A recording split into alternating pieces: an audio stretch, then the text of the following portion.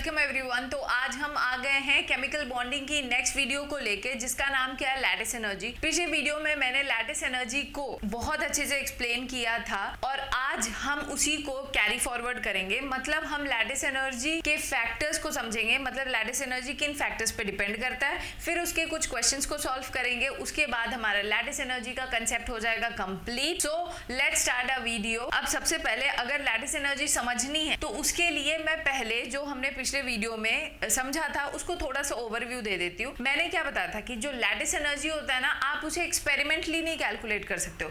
Lattice energy अगर आपको calculate करना है तो हम उसको किसके हेल्प के थ्रू कैलकुलेट करते हैं, by the help of other energies. अब अगर अभी भी नहीं समझ आया तो मैं थोड़ा सा एग्जांपल लेके समझाती हूँ। जैसे अगर NaCl की हम बात करें तो NaCl का एक मोल जो सॉलिड में एग्जिस्ट करता है वो कैसे बनता है, वो किससे बनता है, Na solid plus chlorine gas, ये जब आपस में कंबाइन करते हैं तो एक मोल NaCl बनता है। ठीक है, अब यहाँ पे क्योंकि एक मोल बना है NaCl तो यहाँ पे हमने इसीलिए क्लोरीन को हाफ से मल्टीप्लाई किया। ठीक है, तो अब यहाँ पे जो एनर्जी रिलीज होती है उसे हम लोग क्या बोलते हैं, हीट ऑफ फॉर्मेशन। क्या बोला था मैंने, हीट ऑफ फॉर्मेशन। अब लैटिस एनर्जी क्या होता है, मैंने एक्सप्लेन किया था, जब कैटायन और एनायन आपस में इंटरेक्ट करते हैं तो उस टाइम जो एनर्जी रिलीज होता है उसी को हम लोग क्या बोलते हैं, लैटिस एनर्जी। बट मैंने वहां पे एक पॉइंट बताया था कि लैटिस एनर्जी में जो कैटायन और एनायन है उन दोनों को हमेशा गैसियस फॉर्म में होना जरूरी है। बट हीट ऑफ फॉर्मेशन में भी क्या होता है, ये भी रिलीज्ड एनर्जी है, ये भी एनर्जी रिलीज्ड है। बट इसमें क्या होता है कि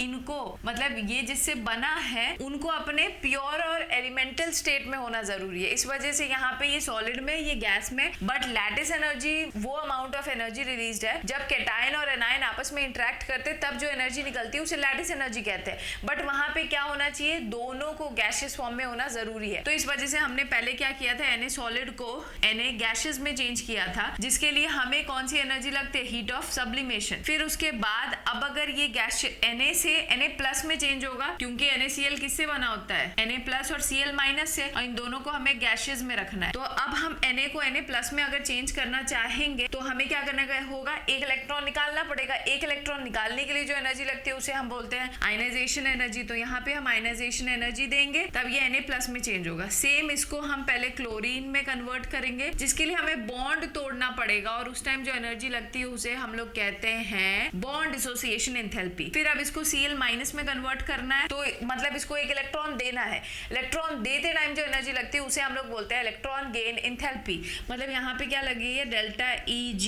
अब इसके बाद जब ये कैटायन और एनायन आपस में इंटरेक्ट करेंगे तब जो एनर्जी निकलती है उसी को हम लोग क्या बोलते हैं, लैटिस एनर्जी। ठीक है, ये चीज समझ आ गई। देखो ये दोनों कौन से फॉर्म में, गैसियस फॉर्म में। ठीक, तो आई होप ये क्लियर हो गया होगा। अब समझो इधर, यहाँ पे लैटिस एनर्जी अगर कैलकुलेट करनी है तो लैटिस एनर्जी को कैसे कैलकुलेट किया जाता है, जितनी भी एनर्जीज इन्वॉल्व है उन सबको लिख लो। हाँ, उन सब की जो वैल्यूज होगी, ठीक है, उसको ले लो। जो पॉजिटिव में पॉजिटिव में रखो, जो नेगेटिव में है वो नेगेटिव में रखो। आपस में जब हम इनके मैग्नीट्यूड को सॉल्व करते हैं तो जो वैल्यू आती है वही हमें क्या देती है, लैटिस एनर्जी। अब एक बात समझो, लैटिस एनर्जी से हमें क्या पता चलता है, लैटिस एनर्जी से ना क्या पता चलता है, हम ये समझते हैं पहले। देखो, किसी का लैटिस एनर्जी जितना ज्यादा होगा ना, लैटिस एनर्जी ज्यादा मतलब ये एनर्जी रिलीज्ड है, ये रिलीज्ड एनर्जी। मतलब लैटिस एनर्जी ज्यादा मतलब जब वो कंपाउंड बना होगा ना अपने कैटायन और एनायन से तो बहुत ज्यादा एनर्जी रिलीज हो रही है। तो जितना ज्यादा एनर्जी रिलीज होगी मतलब उस कंपाउंड की एनर्जी कम है। एनर्जी कम मतलब स्टेबिलिटी ज्यादा। तो लैटिस एनर्जी ज्यादा होने का मतलब क्या होता है, स्टेबिलिटी। लैटिस एनर्जी से क्या पता चलता है, स्टेबिलिटी। लैटिस एनर्जी ज्यादा मतलब स्टेबिलिटी ज्यादा। और लैटिस एनर्जी ज्यादा है मतलब क्या हुआ,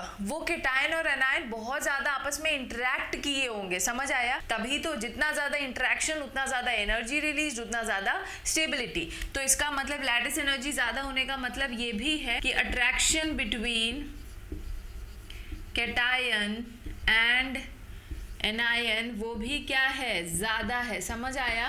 तो लैटिस एनर्जी से हमें स्टेबिलिटी का भी बहुत हद तक आइडिया मिल जाता है। लैटिस एनर्जी किस पे डिपेंड कर रहा है, लैटिस एनर्जी ज्यादा मतलब attraction between cation and anion ज्यादा है ना, इसका मतलब अट्रैक्शन पे डिपेंड कर रहा है। लैटिस एनर्जी किस पे डिपेंड कर रहा है, अट्रैक्शन पे। किसके बीच का अट्रैक्शन है, attraction between cation and anion. ठीक है, अब एक बात बताओ, किसी भी प्लस और नेगेटिव के बीच में कौन सा अट्रैक्शन होता है? इलेक्ट्रोस्टैटिक फोर्स ऑफ अट्रैक्शन होता है। इसका मतलब हम ये कह सकते हैं कि lattice energy force of electrostatic force of attraction पे डिपेंड कर रहा है। अब इलेक्ट्रोस्टैटिक फोर्स ऑफ अट्रैक्शन का फॉर्मूला फिजिक्स में पढ़ा होगा कि क्या होता है, वो उसका फॉर्मूला होता है K(Q1 Q2 अपॉन R²। मतलब लैटिस एनर्जी किस पे डिपेंड कर रही है? लैटिस एनर्जी चार्जेस के प्रोडक्ट पे डिपेंड करती है डायरेक्टली, और लैटिस एनर्जी इनवर्सली डिपेंड कर रही है किस पे? रेडियस पे। ठीक है, रेडियस पे डिपेंड कर रही है। ठीक, अब इस चीज को मैं क्वेश्चन के थ्रू एक्सप्लेन करती हूँ। इस वाले पॉइंट को समझने के लिए हम इस वाले क्वेश्चन नंबर 8 को डिस्कस करते हैं। ठीक है, अब अगर क्वेश्चन नंबर 8 में देखोगे, हमेशा तुम्हें ना जो भी कंपाउंड दे रखा है उसमें पहचानो कौन केटायन है कौन एनायन है। ठीक है, फिर जो कॉमन वाला है उस पर इतना ध्यान मत दो, जो नहीं है कॉमन उस पर ध्यान देना है। तो अगर हम NaF में देखें तो सोडियम है, सोडियम पे कितना चार्ज होता है? +1, और फ्लोरीन पे कितना चार्ज होता है? -1। अब यहाँ पे प्लस और माइनस पे ध्यान मत देना, बस इनके वैल्यूज पे ध्यान दो। ठीक है, तो इसका 1 × 1 मल्टीप्लाई क्या होके क्या देगा? 1। मतलब दोनों के चार्जेस की जो वैल्यू है वो अगर मल्टीप्लाई होगा तो 1 ही तो आया। दूसरा, मैग्नीशियम पे कितना चार्ज होता है? 2। फ्लोरीन पे कितना होता है? 1, तो कितना आया? 2। ठीक, यहाँ पे एल्यूमिनियम पे कितना चार्ज होता है? +3। यहाँ पे कितना होगा? -1, मतलब 1 ले लो, तो 3 × 1 3। तो यहाँ पे तीनों में अगर कंपेयर करो, देखो एनायन तो सेम है ना, फ्लोरीन फ्लोरीन फ्लोरीन, तो एनायन के साइज से साइज का फैक्टर हम यहाँ अप्लाई नहीं कर सकते। हम कौन सा फैक्टर अप्लाई करेंगे? चार्जेस का मैग्नीट्यूड देखेंगे कि किसी का चार्ज को हम मल्टीप्लाई कर रहे हैं तो किसका मैग्नीट्यूड ज्यादा आ रहा है। समझ आया? चार्ज का मैग्नीट्यूड किसका ज्यादा आ रहा है? AlF3 का ना, तो इसीलिए लैटिस एनर्जी किसकी ज्यादा होगी? सबसे ज्यादा AlF3 की, फिर MgF2 की, फिर NaF की। तो आई होप ये वाला पॉइंट समझ आ गया होगा। अब हम डिस्कस करेंगे कैसे लैटिस एनर्जी रेडियस पे इनवर्सली प्रोपोर्शनल होता है। मतलब अगर साइज बढ़ेगा तो लैटिस एनर्जी कम होती है। ठीक है, जैसे कि अगर ये फर्स्ट वाला क्वेश्चन देखो तो यहाँ पे एनायन सब में सेम है। ठीक, यहाँ पे अगर तुम देखना चाहो कि दो ही फैक्टर पे तो डिपेंड कर रहा है, चार्ज और साइज, तो यहाँ पे क्या है? यहाँ पे चार्जेस तो सबके सेम है, क्योंकि इस पे भी चार्ज 1 होता है, मतलब +1 होता है, इस पे -1 होता है, तो 1 × 1 1। यहाँ पे +1 × 1 1 × 1, तो यहाँ चार्ज सेम है। तो चार्ज से हम नहीं डिसाइड करेंगे, यहाँ किसे डिसाइड करेंगे? साइज से। तो यहाँ एनायन के साइज को नहीं देखोगे, किसके साइज को देखोगे? कैटायन के। अब कैटायन में अगर देखो तो तुम्हारा अरेंजमेंट क्या? Lithium, sodium, potassium, rubidium, caesium.